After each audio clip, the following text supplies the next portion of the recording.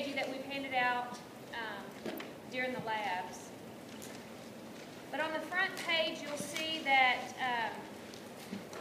on C, it says, well, on B, it says that you need to make sure that you bring this PAG with you. Just like with all checkoffs, make sure you bring your PAG. That's what we'll check you off on.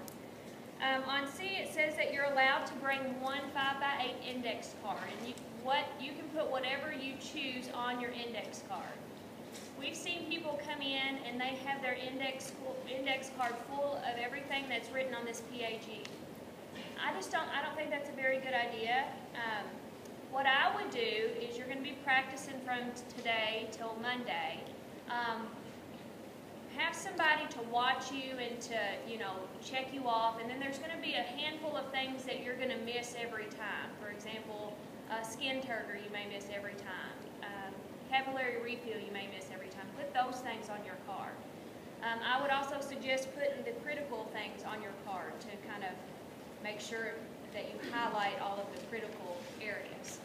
But what you choose to put on your card is your prerogative. During the checkoff, you get 30 minutes. Before the checkoff, talk to the person checking you off and tell them how you want the checkoff to go. It's up to you. If you would like a 10-minute warning, let's say that you have 10 minutes to go, then the instructor will give you a 10-minute warning. They'll say, okay, you have 10 minutes left. If you want a 5-minute warning, then tell the instructor that. Say, could you please give me a 5-minute warning? We'll give you a warning so that you kind of have an idea of how your time's going. 30 minutes is a long time. In the past, this checkoff has been 20 minutes, and people have gotten done in 20 minutes. The reason that we extended it to 30 minutes is because we want you to actually listen to the heart sounds. We actually want you to listen to the breath sounds and tell us what you hear. Because in the past, it was just going through the motions, and they were having to go so fast that they weren't truly assessing the person. So we actually want you to assess the individual and actually tell us what you're finding. Not every individual is going to be perfectly normal, okay? Especially for people like Tracy Lear, who is, 8 months pregnant now? If she comes to check us off, she may not be normal. Right, Jessica? But tell us what you're finding. At any point during the checkoff, you'll be able to look at this index card one time. Okay, most of the time, the students will do the entire assessment, then they'll stop and they'll say, okay, can I look at my index card now? So then they look at their index card. You can't talk while you're looking, okay? So you can't be looking at your index card and say, oh, I forgot to assess gag reflex. Can you swallow? Oh, I forgot to do this. Okay, you can't talk while you're looking at your index card. You look at your index card once and then you hand it back to your instructor. And then you can proceed with your checkoff. Okay, does that make sense? Okay, so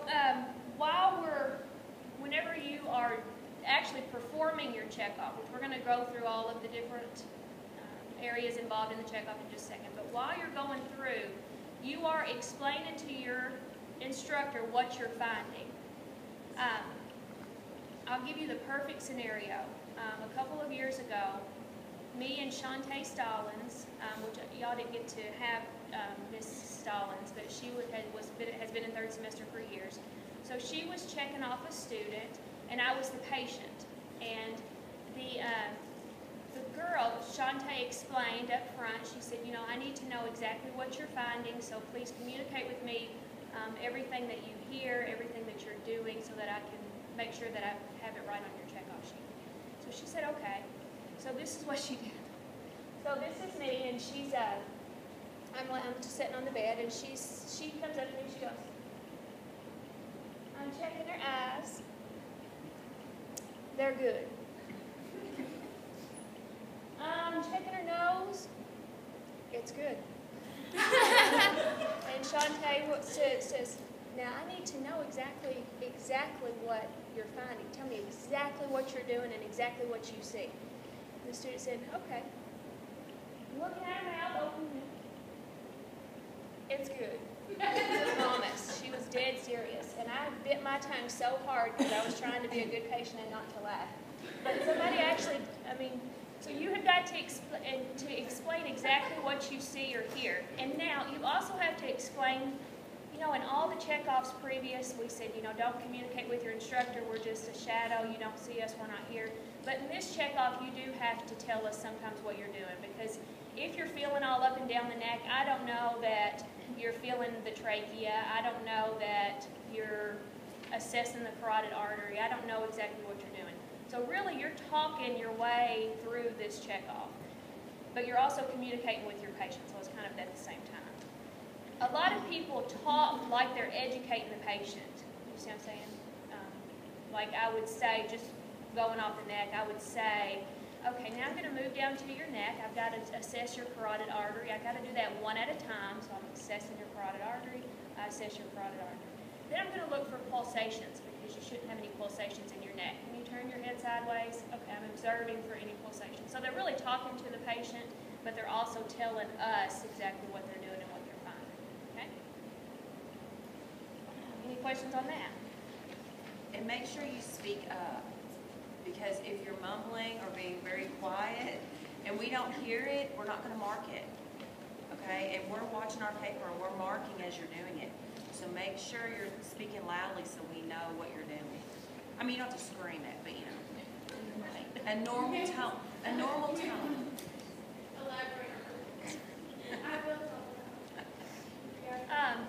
And like I said at one of the focus labs, don't plan on going word for word down this checkoff sheet like some of you do with the other checkoffs. We know the checkoff sheet and we know where everything is. We can flip back and forth and find everything that you're doing. Okay? If we don't get to it, we always scribble on the side and find it later. So we do a pretty good job of, and then also we have the patient to verify, you know, if you did something or not. You see what I'm saying? Like if I don't know if you assess the gag reflex, usually the patient can tell me. Okay. All right, so let's start going through all of these. A lot of this is just going to be things that you've already talked about in your focused assessments. So the plan for today, we're just going to talk about some of this stuff first, and then at 11 they're going to come in and do the survey, and then you're going to go eat, and then when we come back at 1, we're going to be downstairs in rooms 10 and 15. We're going to be downstairs, and they're going to have all the equipment down there, and we're going to practice going through all of this assessment. Then there's going to be a worksheet that the worksheet's not due. What will be due on Thursday is a submission into DocuCare. I think on the weekly assignment sheet it says something about a physical assessment worksheet, but that's going to be a submission into DocuCare. I'm going to give you this worksheet just to put your notes on. Not every one of these have to be complete. This is a little bit more in depth than our head-to-toe assessment. Okay, so we'll give you this worksheet, and this afternoon you can go ahead and do a head-to-toe assessment on one of your peers, and then input that into DocuCare. So that will be your assignment for this week. Okay. Yeah. And it's not as intense. I mean, it's. And it's only the physical assessment part. No nursing diagnosis, no meds, no labs. I can come up with some fancy labs. What were you going to say?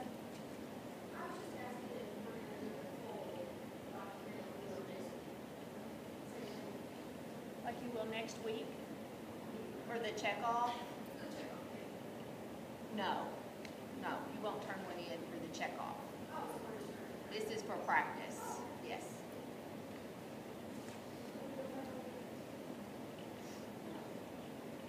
No. All right, so like we said, like I said, in the musculoskeletal focus lab, there's going to be 2 Snellen charts in the room. We will already have the Snellen charts marked off at 20 feet. So you don't have to panic and bring your tape measure and measure that off. There's going to be a piece of tape there where the patient's supposed to go. If it was me, has everybody watched the YouTube video of the student doing the head-to-toe assessment? She had done it several semesters ago. She's a practicing RN now and has been for a while. But there was a couple of things that she missed. I don't know if up on the things that she missed. And then there's a couple of extra things that she did. I know she did the Webb and Weber and Renee, but we don't do that. She may have done the red reflex in the eye. We're not going to do that. So there's that. She goes into a little bit more detail than we're actually going to go into. But what I would suggest everybody do is to get the patient up at first and go ahead and do the range of motion, muscle strength, and the Snellen chart at first. It kind of flows a little bit easier. And that's kind of a big comprehensive thing. So of course the first thing that you're going to do when you go into your patient's or by your patient's bed is you're going to ask them their name, today's date, where are they at, and that's assessing if they're alert oriented. So just like with that, when you tell me your name, they say their name, birthday, where they are, then you turn to your instructor and say the patient is alert oriented times 3. Okay? So then you tell your patient that we're going to go to the Snellen chart. I need you to walk to the Snellen chart. We're going to assess your eyes. So the patient gets up and they walk to the Snellen chart. While they're walking to the Snellen chart, what are you doing? You're assessing their posture. You're assessing their gait. You need to look if their posture is erect, if they're comfortably erect, if they're steady. You can have them walk normal to the Snellen chart, or you can go ahead and have them to be walking heel to toe. Tell them to walk heel to toe, up on their tippy toes, and then on their heels. So instruct them to do that as they're going to the Snellen chart or when they're coming back, whatever you want to do. And like I said, turn to your instructor and say their posture is erect, they're steady on their feet, they're balanced, their movements are coordinated. Okay? So then they get to the Snellen chart, and how do you assess them at the Snellen chart? Yeah. You say, can you cover up your left eye, and can you read line? Everybody, there'll be a Snellen chart down there in the lab. There's some right here, which they're going to be a lot bigger. So can you read line, whatever? So the patient reads that line. Then you have to tell us what that patient scores. So you'll have to go to the Snellen chart and see what that is. Is it 20/20? So a patient has 20/20 in their left eye, and I would assess that bilaterally. Okay, so you always have to tell us that you're going to assess things bilaterally. So then you can bring them back to the bed, or sometimes it gets a little crowded in there, so you don't have to be right at the bed. So if there's an open area over here somewhere, you can take them over there to do their range of motion exercises, because they need quite a bit of room. So we're not going to go over all of the range of motion exercises because we did that just last week. But remember, you're assessing range of motion in their neck. So just simple things. How do you assess range of motion in their neck? You instruct them. The best thing to do, a lot of these instructors have done this checkoff with us before as far as your patients go, and then your peers are going to kind of know what to do. But some of them haven't, just like the maintenance guy, Ron, if you get him, woo, woo. So you're going to have to explain to him what to do. The student workers there, they're going to help us this year, so you may have to explain to them what to do. The best thing to do is to say, can you repeat your movements after me? I'm assessing your range of motion, and say. And they're watching you, and they're doing everything that you do. That's a little bit easier, because sometimes you're nervous and you kind of fumble on your words. Okay? So I'm assessing my neck. So do I have full range of motion in my neck? Yeah, so simply say full range of motion in the neck. It's up to you. If you want to do all range of motion first and then go back and do all muscle strength, that's fine. But if you want to do it at the same time, this checkoff is completely driven by you. So then you can say, okay, I'm going to assess your muscle strength. I'm going to apply a little bit of pressure. Turn your head, turn your head. So I've just assessed muscle strength in my neck. So muscle strength is graded how? 5 is the best. Everybody has their book? So you do need to refresh some of your grades as you're studying and going through this.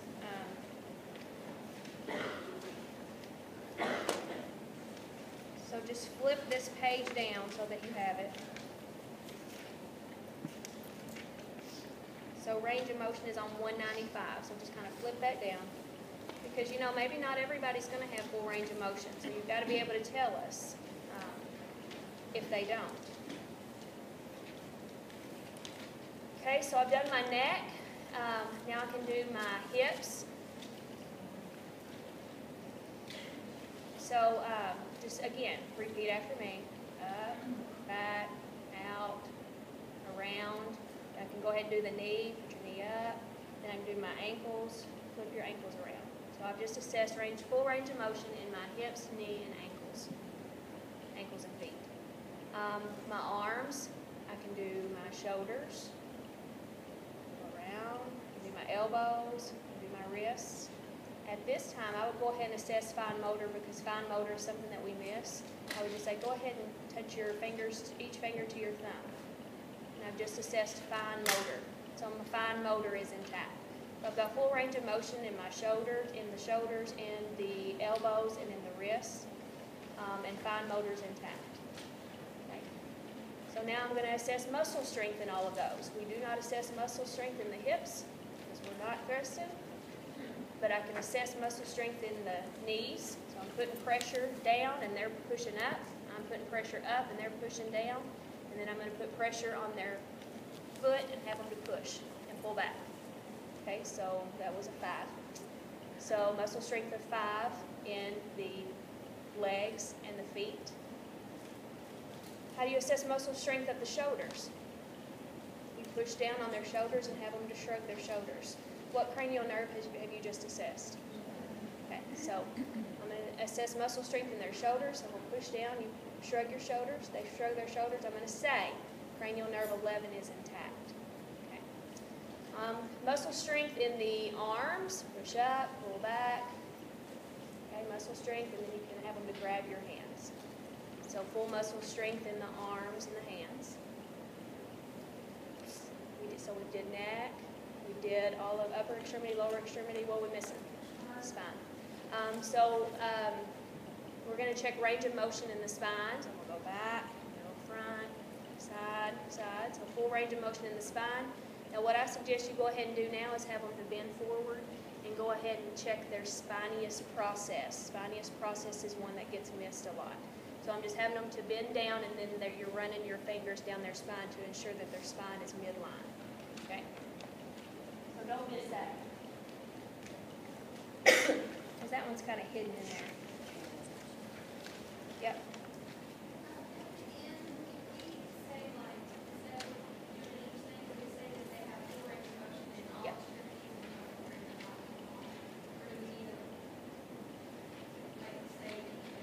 I would say each and everything. Yeah. But you can wait till the end. If you want to do all that and say, okay, I've just assessed, or they have full range of motion in muscle strength 5 and all those. Good question. Okay, so that's got that patient, everything that they need to do while they're up, right? So now I can have the patient to sit down. And that becomes important. You know, if you're doing a true head-to-toe assessment on an older adult, you're not going to have Romberg. You're not going to have the person to get up and down and up and down, up and down. Before they sit, one thing that you need to do is the Romberg. Like, thank you. And Romberg is a test of balance. So I'm going to have, we need to stand up and just say, okay, I'm going to do a Romberg test. This is going to check your balance. I'm going to put my hands in front of you and behind you, and I want you to close your eyes. And I'm checking for any swaying. And you're going to sit there for 20 seconds. You don't have to actually sit there for 20 seconds. Okay, you can open your eyes, and she has a negative Romberg. There was no sway. Okay, any questions on that one? Well, shoulder to shoulder, if that person truly has a positive Romberg, they're going to fall. You know, and if you're doing shoulder to shoulder, if you're not, say if I'm right here, you just go back, and they fall fast. We had an instructor, Ann Hoffman, she's not here anymore, but she would fall. They would have to catch her. And then it was like, I failed. Oh. Okay, so the person can sit down now.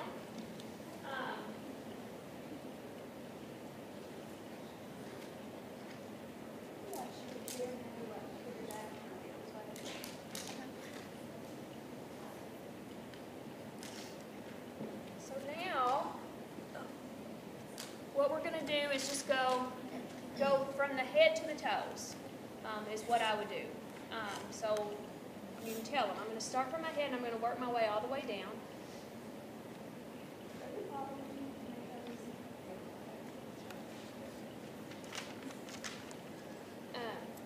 see, as I go through here, see, I would have missed the Romberg. So that's one thing that I probably would have had on my card, and then at the very end, I can come back and say, I forgot to do the Romberg test. Stand up and do the Romberg test. So I start with her head, and all I'm doing is feeling up her scalp and checking her head structure. It's normocephalic. Her hair's evenly distributed. There's no bumps, no lumps in her head. No bugs crawling around. Let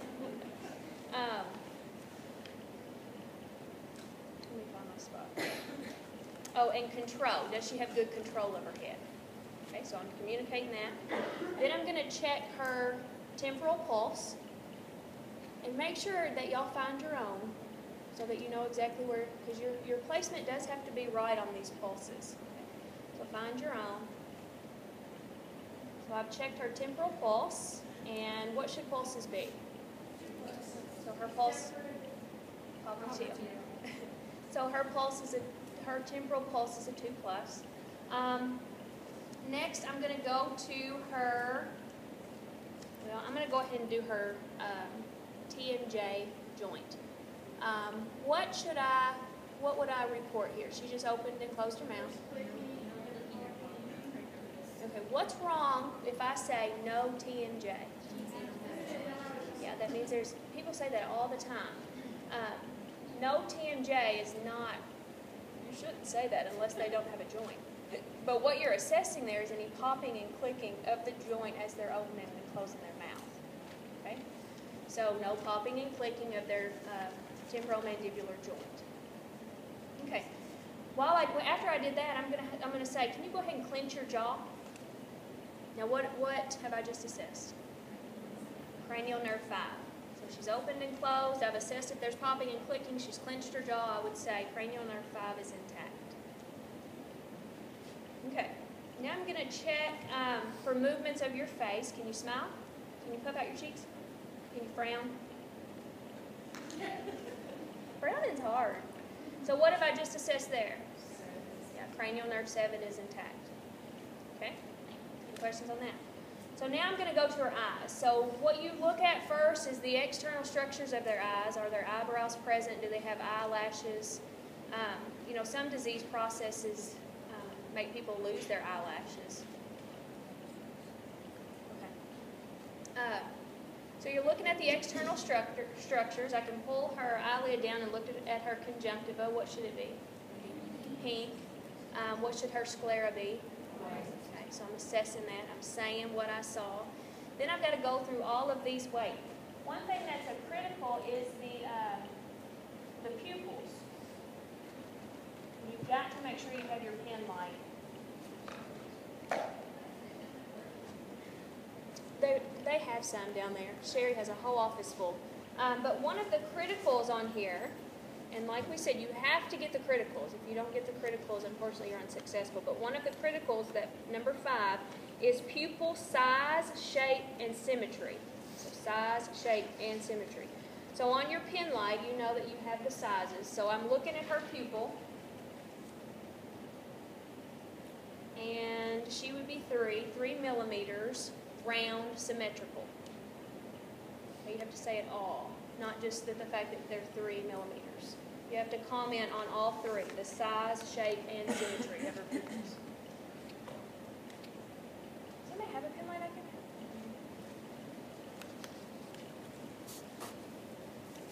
have? Okay. So now I'm going to check, and this is where you can kind of communicate with the patient. I'm going to check for direct and consensual response. So I'm going to shine my pen light in this eye, and the pupil should constrict, and it does. And now I'm going to check for consensual response. So when I shine my pen light back into this eye, this pupil should also constrict, and it does. Okay. Next, I'm going to check for accommodation. Accommodation means that when you look at something in the distance, your pupil should dilate, and then when you focus on something close, they should constrict. So can you look at the door? And then can you look at my pen light? And her pupils do constrict. Okay. Next, I'm going to do the 6 cardinal gazes of vision. So can you just follow my pen light? Not with your head. Okay, so I've just checked the 6 cardinal gazes of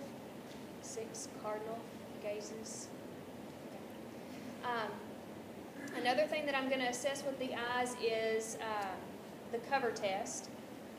So I'm going to say, can you cover up? We're going to do the cover test. What that means is it's a test of eye weakness. So go ahead and cover this and look at my pen light. And you have a steady fixed gaze with the eye that's uncovered. So go ahead and uncover that eye. Let me just keep it uncovered. So when she uncovers that eye, she should still have a steady fixed gaze on the pen light.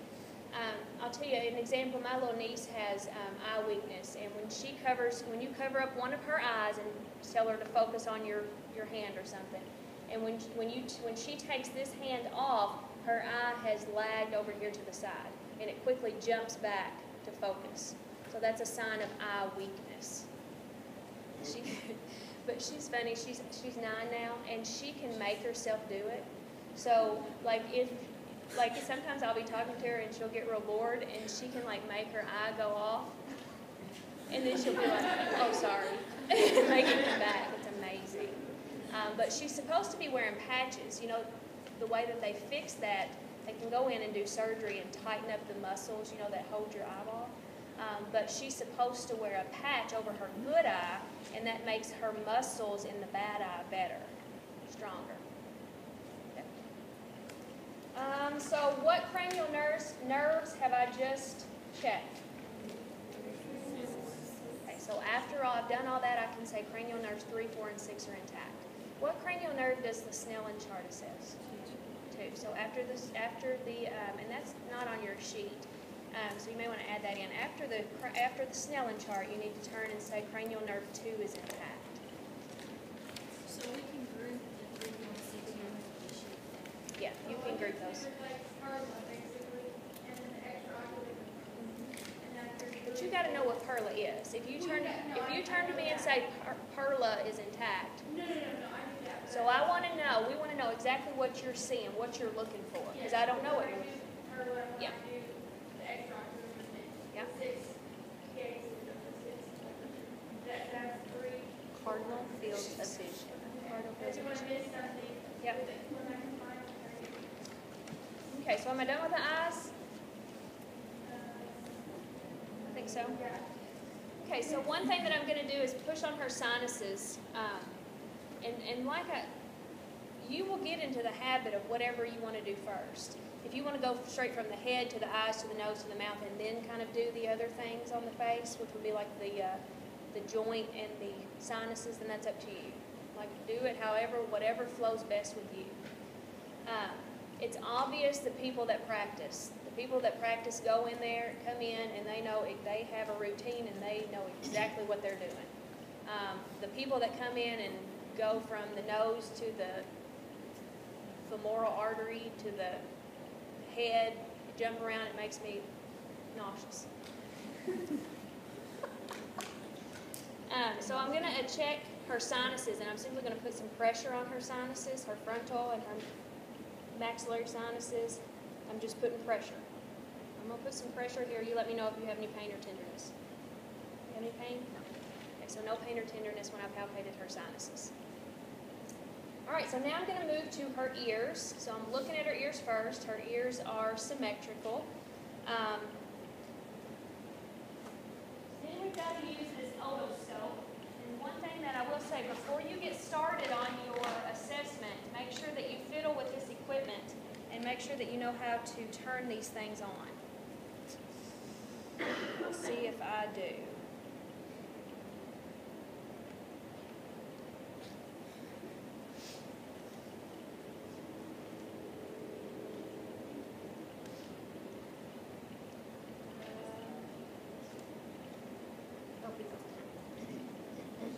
All right, so one thing that's down there at the very bottom of that checkoff sheet is if you use the equipment properly.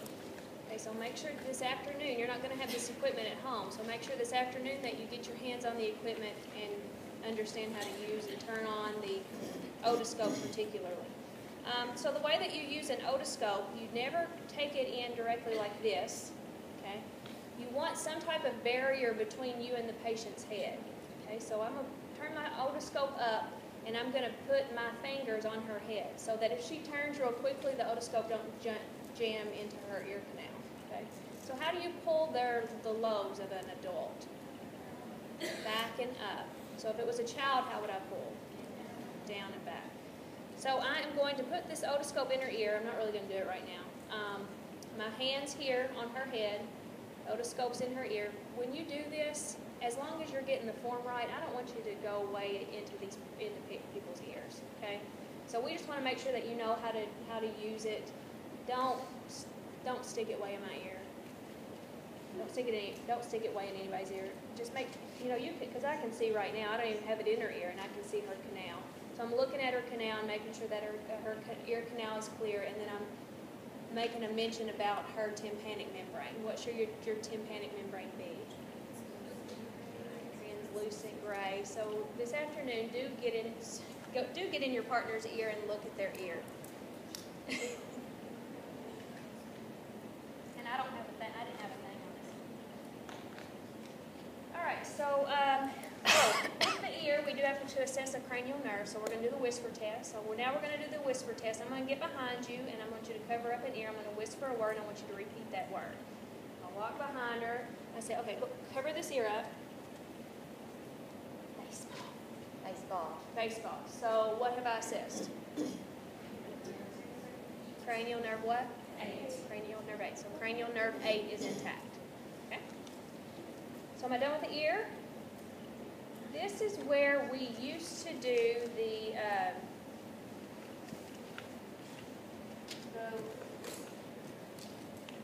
Weber and Renee. We've decided not to do that this semester.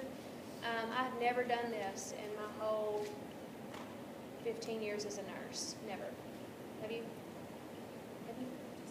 Just here.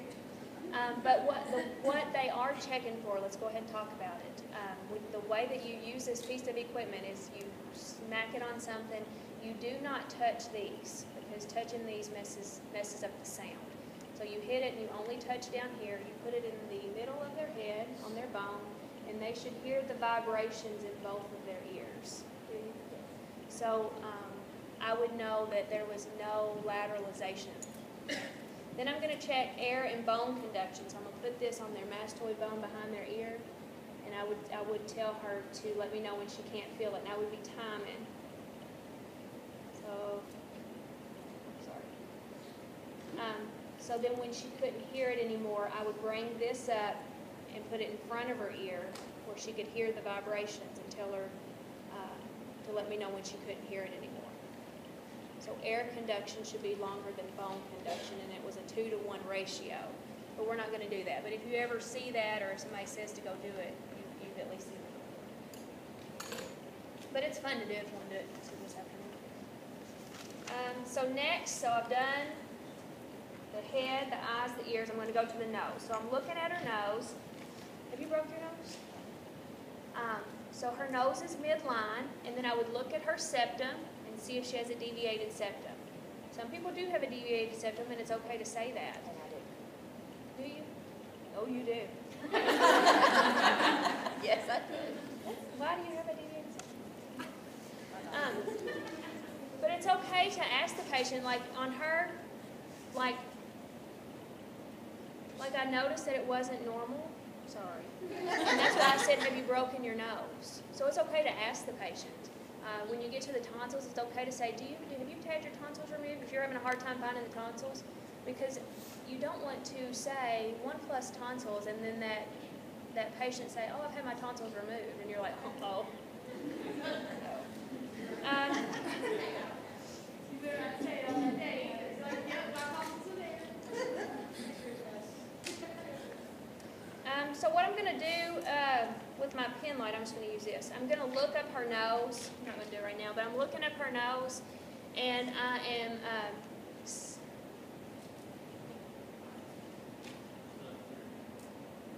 no, not in here.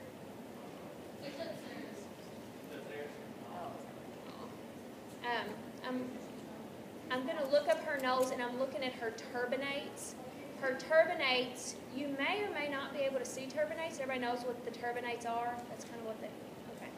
You shouldn't see them. They shouldn't be red and inflamed if the patient's not sick. So I'm just going to look, and I'm going to say, her turbinates are present, but they're not red and inflamed. Huh? The nasal mucosa. It's pink. It's pink. No, they're above it, actually, aren't they? Yeah. So like when you first look in the nose, oh. You were saying, where is it at? I'm like, through the nose. Oh, okay.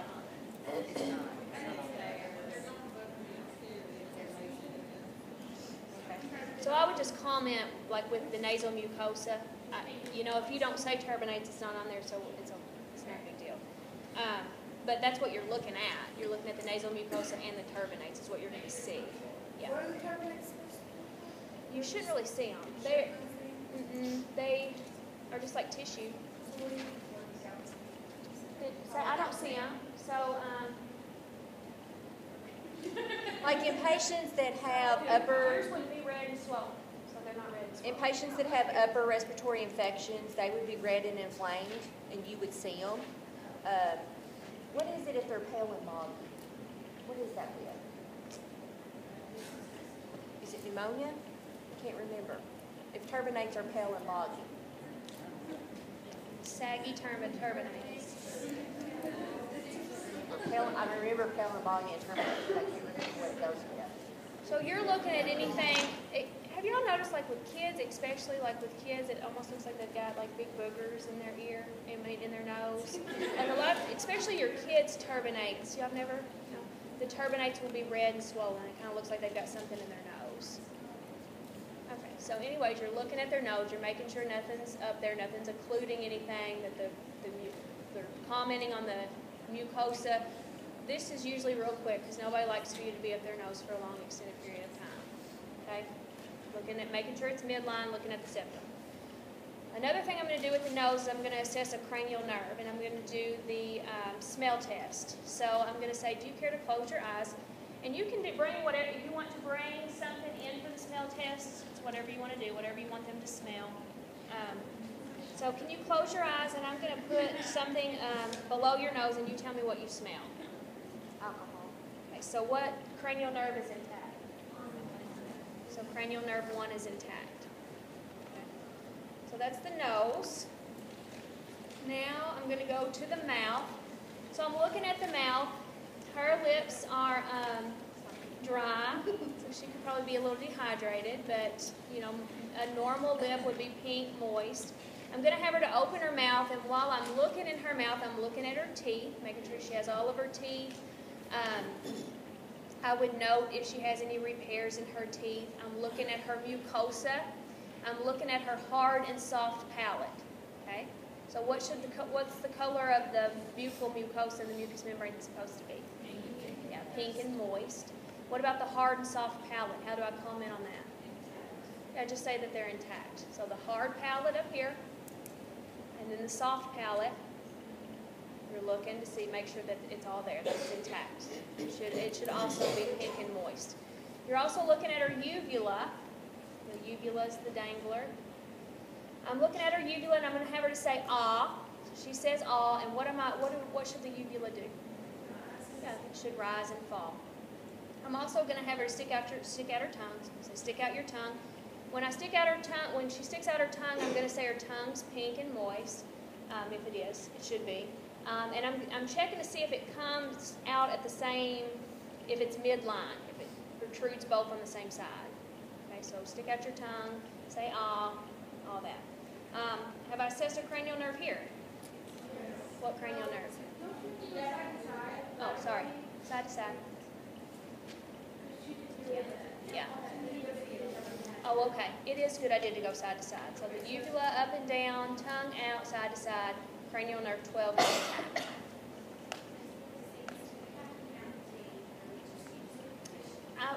Just the condition. Yeah. And it would be, sometimes it's kind of obvious if they're missing, so you can make a comment. But,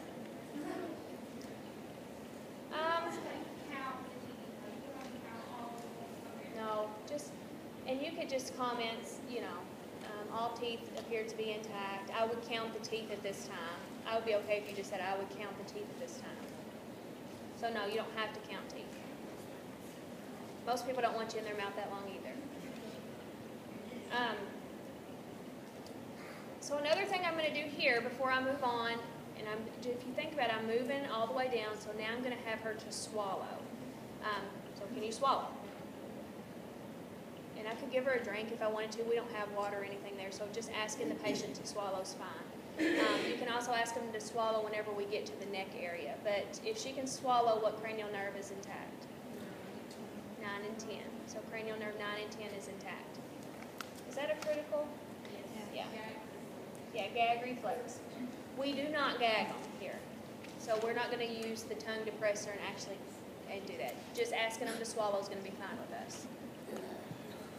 All right, so I move to her neck. And the sequence, you always kind of look first. You look at the structures first. So I'm looking at her neck. There are no lesions. Let me get to her neck. Her neck is symmetrical. Can you turn your neck to one side? I'm looking at her jugular vein. There's no jugular vein distension, no pulsations noted. Okay, so I've looked first. Now I'm going to assess her carotid artery. So I find it, make sure you find yours, know where it's at.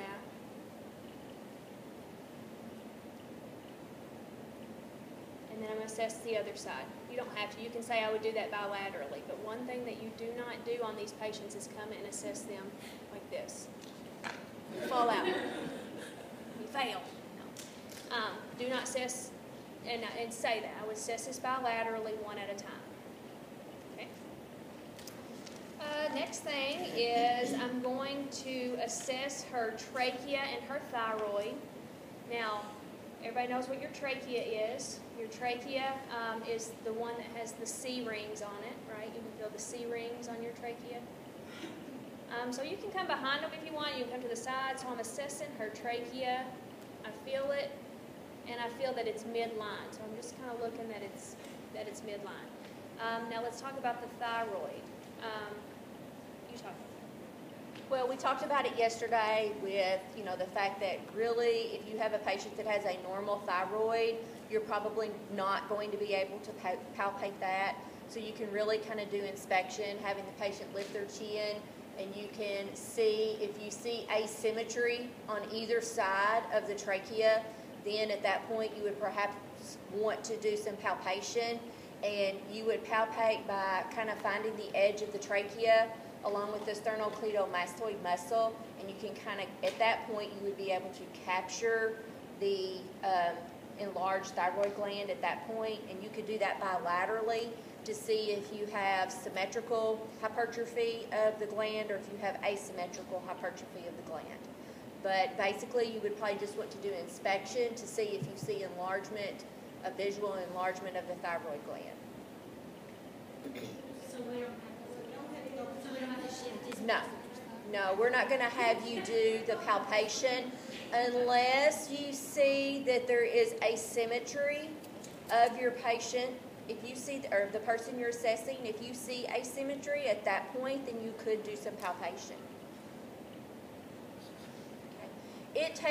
It takes some experience anytime you're talking about palpation to really be able to assess that thoroughly.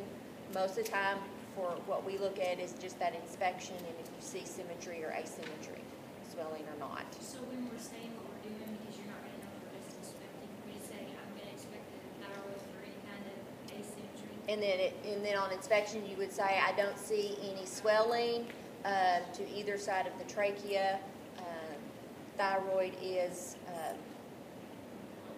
non-palatable. Thank you. I was wanting to say normal, but that's not the right. We don't want to say normal because normal is very subjective. So. And you don't want to deep palpate because you could cause them some issues. One thing I did miss in the in the mouth, was the tonsils, grading the tonsils. So flip page 97 down. 97 tells you how to grade the tonsils. Now please note that the highest number is not always normal, okay? So if you said her tonsils are a 4+, then we would have serious issues, because that means her tonsils are touching each other and her airway's probably closed off. So the highest number is not always the best and not always normal.